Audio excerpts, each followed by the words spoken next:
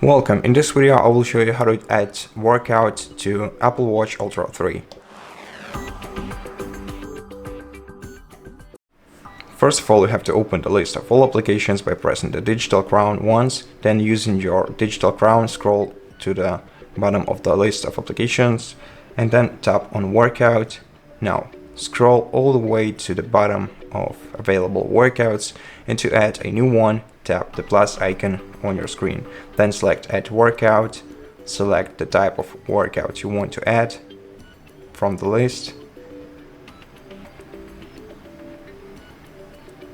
Then click OK, and then you can start your workout by pressing the play icon right here at the bottom.